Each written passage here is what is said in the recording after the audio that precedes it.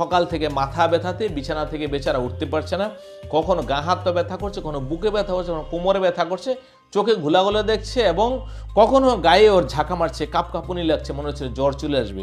তো এগুলো যদি এরকম হয় তাহলে তো পরিবারটা কি করে চলবে? এবং স্ত্রীও বলছে, কেন সেও 2-3 বার তো ঘষাঘষি করেছে, তারও শরীরের মধ্যে কিছু না কিছু একটু ক্ষয় হয়েছে, তো তারও শরীরটা দুর্বল লাগবে, যেখানে সেখানে বসে সে ঘুমিয়েও পড়তে পারে। তাহলে নিজেকে যদি বাঁচাতে চান, সুস্থ হয়ে থাকতে চান, একটু এই কামনা থেকে দূরে থাকুন, তাতে আপনার শরীর ভালো থাকবে। এবং চেষ্টা করুন একটু ঠান্ডা খাবার, বা আপনি একটু যদি আমিষটা একটু কম খেতে পারেন, তাহলে আপনার এই কামনা বাসনাটা একটু কমবে মন থেকে। কিংবা আপনি হরিনাম করুন, যদি আপনি হরে কৃষ্ণ মহামন্ত্রটা জপ করতে থাকেন, অটোমেটিক দেখবেন আপনার ধীরে ধীরে কামঙ্গ শান্ত হয়েছে। কেন এই নামের এই শক্তিটা আছে, এটা আপনি প্রমাণ করতে পারেন, আমি অলরেডি করে নিয়েছি। হরে কৃষ্ণ হরে কৃষ্ণ।